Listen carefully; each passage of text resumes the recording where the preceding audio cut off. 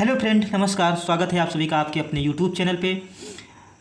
दोस्तों, आज हम सभी एक सीटिंग अरेंजमेंट के क्वेश्चन करेंगे जो कि वर्गाकार मेज होगा। तो चलिए शुरुआत करते हैं बिना किसी देरी के और बनाते हैं। 8 दोस्त वर्गाकार मेज के चारों ओर इस तरह बैठे हैं कि उनमें से 4 मेज के 4 कोनों पर, जबकि 4 प्रत्येक भुजा पर बैठते हैं। जो चारों कोनों पर बैठता है वह केंद्र के सम्मुख है, जबकि भुजाओं पर बैठते हैं वे बाहर की ओर सम्मुख है। जैसे ही ये ऊपर का पोर्शन हम लोग पढ़ते हैं, हमें पूरा समझ में एक ही बार में पढ़कर समझ में आ जाना चाहिए। ये तरीका होता है, मतलब इतनी स्पीड होनी चाहिए कलर के क्वेश्चन को करने के लिए। उसके बाद जो कहा है वो ड्रॉ करेंगे और एक पॉसिबिलिटी के लिए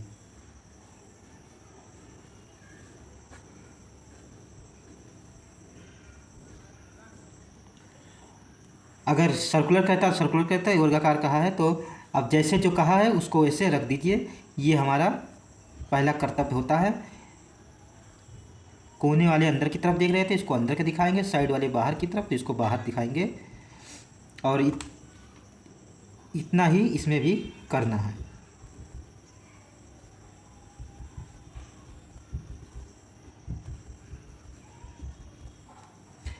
उसके बाद कंडीशन को पढ़ेंगे और रखते जाएंगे। वाई जो केंद्र के सम्मुख है, वाई अगर केंद्र के सम्मुख है तो वाई को मैं यहीं रख देता हूँ। डब्लू के दाईं ओर तीसरे स्थान पर बैठता है। डब्लू के दाईं ओर तीसरे, मतलब बीच में 2 का गैप आएगा और डब्लू के दाईं ओर से है तो डब्लू यहाँ आएगा। अभी इसके दाईं ओर बनेगा 1 2 तीसरा। टी जो केंद्र के सम्मुख है वह डब्लू के बाईं ओर तीसरे स्थान, डब्लू के बाईं ओर तीसरे स्थान पर, मतलब टी हमारा यहाँ पर आ जाएगा और केंद्र की तरफ ये सम्मुख है। 1 2 3 ये हो गया। वह डब्लू ये हो गया। डब्लू और एन के बीच केवल एक व्यक्ति बैठता है। डब्लू और एन के बीच एन यहाँ भी आ सकता है, एन यहाँ भी आ सकता है। 2 पॉसिबिलिटी बन रही है तो इसको बनाएंगे। वाई को यहाँ रखें क्योंकि पॉसिबिलिटी के लिए ही किया था मैंने।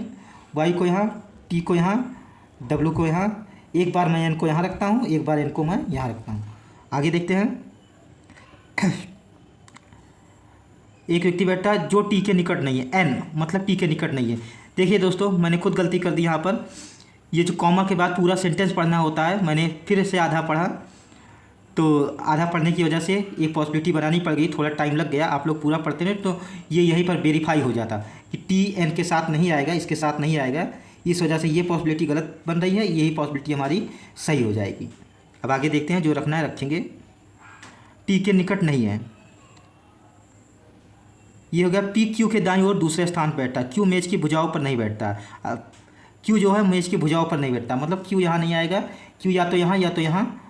पी क्यू के दाईं ओर से, क्यू के दाईं ओर से है पी दूसरे स्थान पर। अगर क्यू को मैं यहाँ रखूँगा तो पी नहीं आ पाएगा, इसलिए क्यू यहाँ पर, पी यहाँ पर।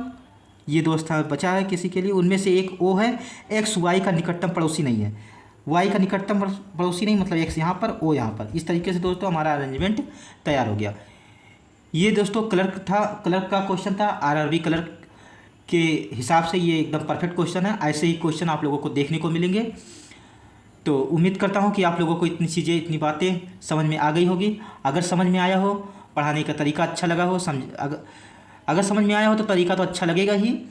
तो आप लोग वीडियो को लाइक कर लीजिएगा और चैनल पे नए आए हो तो चैनल को सब्सक्राइब कर लीजिएगा। मैं इसी तरीके की पजल और सीटिंग अरेंजमेंट के क्वेश्चन, रीजनिंग से संबंधित सारे जो क्वेश्चन आते हैं, सारे टॉपिक, उसको भी मैं इस पे चैनल पे करवा रहा हूँ। तो आप लोग कर लीजिएगा। आप लोगों को सीखने के इसी तरीके से, इजी तरीके से सीखने को मिलेगा। मैं काफ़ी इजी तरीके से बताता हूँ, समझ में आ ही गया होगा। अब मैं मिलूँगा आप लोगों को अगले वीडियो में, वहाँ कोई और पजल या कोई और सीटिंग अरेंजमेंट का क्वेश्चन करवाऊँगा। Thank you so much.